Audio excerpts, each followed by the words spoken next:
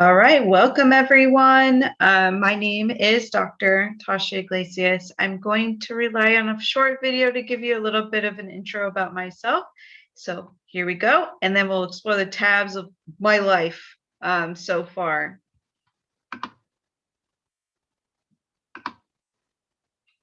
Yeah, generally, I'm still trying to figure that out. That's funny. I actually had a professor when I was in a doctoral program said, "What do you want to do after you graduate?" And I'm like, "What do you mean when I grow up?"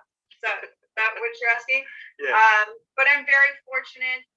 I do wear many hats. I am teaching 10 courses, so I am an adjunct faculty member for the University of California, Riverside, where I teach education, hip hop, and sport. I teach sociology courses at Fullerton College, online Southern New Hampshire University, and at San Diego City College. I guest lecture all the time. I love doing that because I get to meet new faculty and meet new students across the world. I'm the president of the Hip Hop Association of Advancement and Education, chair Global Conference of Hip Hop Education, and multiple other fun things. I'm on a board for the AERA Hip Hop Special Interest Group. So basically anything I can find to be a part of, I try to give whatever I can give and be involved in that. What were you very, again, touching tentacles all over the place in education? What did you come up studying? Like what did you want to be before you knew what you wanted to be when you grew up? I knew that I always wanted to be an educator. So when I was young, I wanted to go into special education. So I actually went to Cal State San Marcos to become a special education teacher, which I'm grateful for because you learn how to teach in such innovative ways for all kinds of learners and to make it interactive and accessible. So I think that helped with my foundation. But as an undergrad, I majored in women's studies and liberal studies, minored in sociology. So I got 2 bachelor's degrees. But at the time, I was a union organizer for the faculty. And they asked me to get people to vote and get them engaged and go to rallies. And so I started bringing kind of my community on campus. So at the time, I was a promoter for underground hip hop groups and reggae groups. So I would bring artists on campus to register people to vote and realize that people were more excited to be engaged when there was music. And the artists talk about lyrics. And I ended up throwing the first jam at Cal State San Marcos that included all elements. But it was women in hip hop. So that was kind of how I started. But then I became a union rep and negotiated for like 10 years. Wow. So very early on, sort of the mixture of, hip hop, artistry, creatives, education, activism, all swirled up into one. Yeah. I mean, there was never really an opportunity for me to separate any of that, I guess. Or I just, part of my being was that I always wanted it all involved. So I guess that was part. Yeah. So you might be saying, wow, that's a lot, but I've got to this point over an extended amount of time. So again, kind of going back to it, my name is Dr. TASHA Iglesias. I'm going to talk, as you can see, my camera is kind of skipping. I'm going to talk through the presentation. I'll turn the video off, but I kind of want to walk you through how I got to this point. I'm currently actually teaching for Brea Linda High School. Through the dual enrollment program at Fullerton College. So hearts to you all. But I'm going to turn the video off and I'm going to guide you kind of through the stages of my adult life so you can see how I became a doctor of education studying hip hop. So let's start here.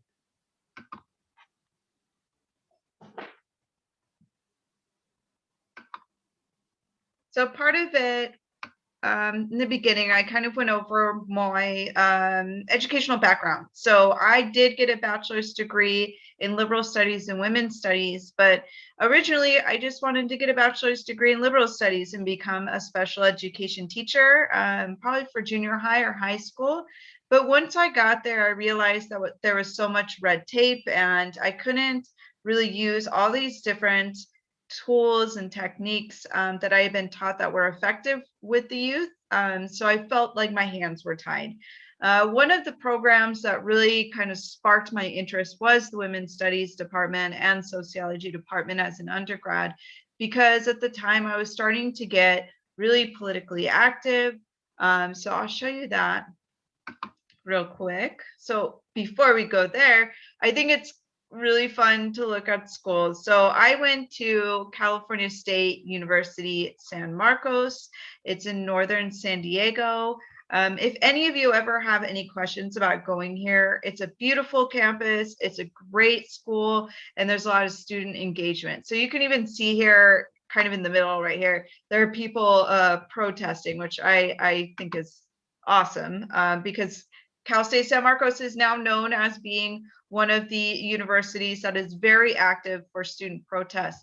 When I went there, we were part of a group, a lot of us, that were highly active on campus. So we held a lot of rallies to protest against fee hikes, protest against the war.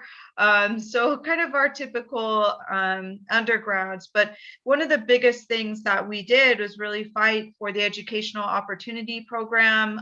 AVID feeds into that provides first generation and low income college students the opportunity to afford college and access college and have the resources so that they can achieve equality and equity. So I was really proud of my activism on campus. And like I said, you know, we were bringing in artists to really get people engaged. And one of the things that I really focused on was hip hop and reggae music. Because it was something that I enjoyed doing outside of class and on my weekends. And so after I finished at Cal State San Marcos and I started working for a labor union, I decided that I wanted to apply to San Diego State University. I actually was admitted based on studying hip hop as a culture.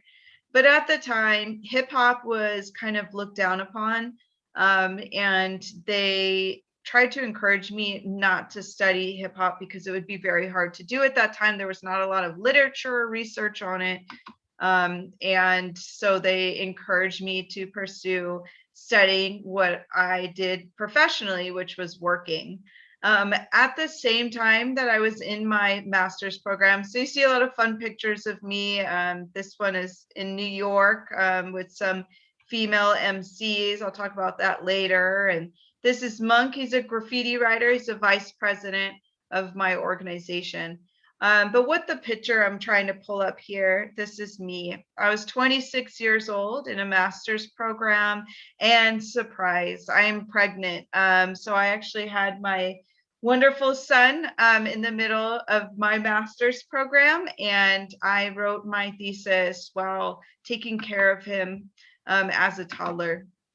So my research during my master's program actually ended up on really exploring unions and how they led within the unions. It's very strange when you have research and you kind of come across these topics to study, but I really wanted to study what it was like working for a union and wanting a union yourselves. So these were union leaders, union organizers and negotiators that wanted to form unions themselves, and their management, which were the union presidents, sometimes were against that. So it was a really interesting study. I'm glad I did it in the long run. Having this background in labor relations and unions really helps me stay really multi-skilled in different areas.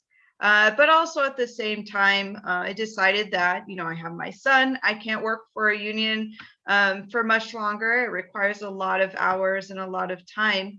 So I decided to come work for this university. They later had some issues after the founder had passed away, but while I was there, I worked with faculty and hired on most of the program staff, faculty that now teach for some very prestigious universities. So I'm very proud of them to go to school with them and be able to bring them on board. But Ended up getting my master's degree around 2012. I went back to working for the labor union. I started becoming a union negotiator, so I used to negotiate contracts for school districts, for employees for school districts, employees for cities, and in the county. So I represented all the probation officers at one point. But at a certain time in my life, I kind of realized that I wanted to be back in academia.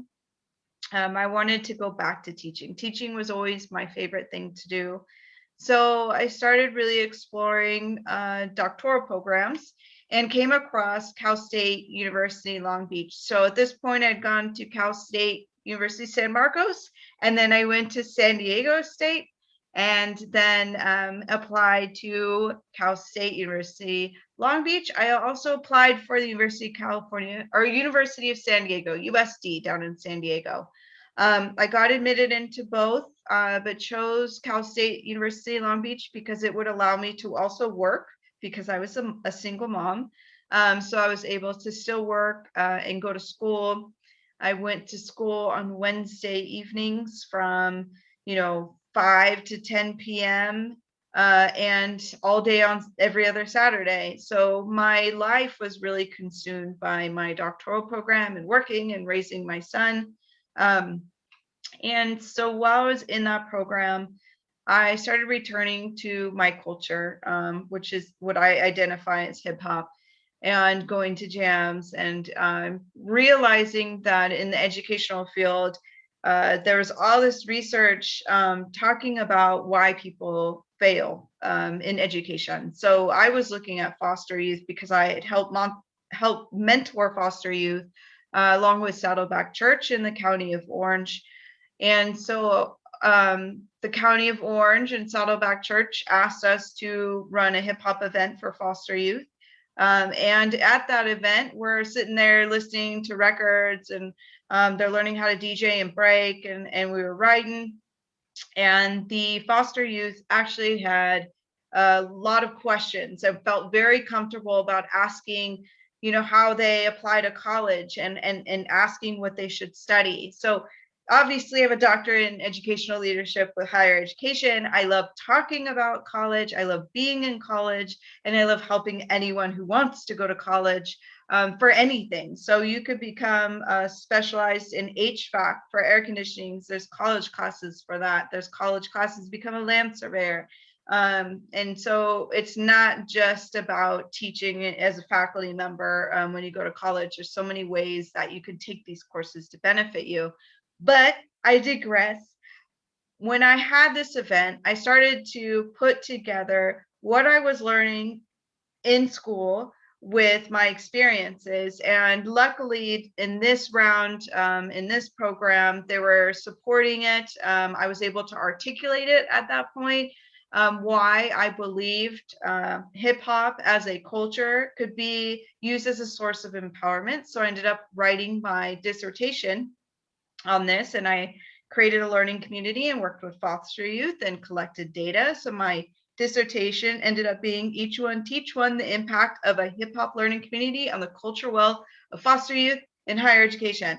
Every dissertation is this really long title, and there's some reasons behind that because it helps us get our name out there with keywords. So if you search online, then those keywords come up, and put those things together and you find my research. Let's see. So that led me kind of to where I am now. Like I said, I teach for Fullerton College. I teach a lot of dual enrollment classes for students that are in high school that qualify. I teach online for Southern New Hampshire. I teach an education, hip hop, and sport class at the University of California, Riverside campus. And currently filling in and helping teach at San Diego City College. And there I teach gender studies, contemporary social problems class. And when I was saying about having kind of a mixed background with education, because I have a master's degree in sociology, and because I have a doctorate in education, I can teach in different programs, different colleges. So College of Education, College of Social Sciences. Usually with people that are become professors, they usually have a PhD. I have an EDD, I have a doctorate in education. It's usually for people, an EDD is usually for people that are scholar practitioners, meaning they are in the field, on the ground, doing the work. Not that PhDs don't, but PhDs do a lot of research and publishing. And that research, if you could see the stack that I'm reading right now to write an article, really helps guide and inform how we do our work. So one of the projects that I work on, or I rather kind of look at it as my service, because this is currently voluntary. And so this is my service to the community based on what I've learned over time and while I teach, is my organization's the Hip Hop Association of Advancement in Education. One of our initiatives, and basically our organization is really to work with artists, educators that use hip hop to empower their communities around the world. So I work with almost 65 countries with people that are using hip hop either with refugees or at-risk youth, domestic violence victims, the elderly, people with different physical limitations, you name it. We try to support them or try to support growth in that area. So as you see right here, we've received funding to provide prosthetics for a b-boy that lives in Tunisia. And you may be saying, like, how does this really associate with what you do?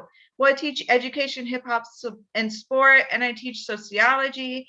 All of these courses really talk about access and inclusion and equality and equity. And I'm looking at it through kind of an anti-deficit lens. It's all about really making sure that people have equal opportunities to succeed and providing them the support that they need, and understanding that people have different backgrounds and different obstacles that they face, and that we really need a system of support and in order to succeed and to thrive. So our organization does that. We're able to go in and help different countries, different artists, make sure that they're serving their community and working with populations that are often vulnerable. So like I said, we got full funding to bring this b-boy out. One of the things we are looking at, breaking is coming to the Olympics in 2024. So part of our organization's work is really looking at how we teach youth with youth amputees how to break. So make sure that's safe and make sure breaking is really safe for everyone. So now that it's recognized sport, and make sure breaking gets in the Special Olympics and Paralympics as well. The other thing that we do that it's almost like my baby in a sense. We launched my child just looked at me crazy. Not like that. But we just launched our first global conference on hip hop education. And again, you know, I started out in the culture and then went into academia, and I wanted to bring everyone together. I do this in my classrooms as well as trying to bring, and just mostly in person right now on Zoom, it's very difficult, but in person, bring their cultures into the classroom, music, art, their interests, maybe their nationalities, ethnicities. So anything that they're interested, involving it into the curriculum and changing my lesson plans to do that. But this conference was really about bringing two parties together. So I'll show you this cool little promotional video that I did not make it. I didn't make it because I'm not techie, but I appreciate people that are.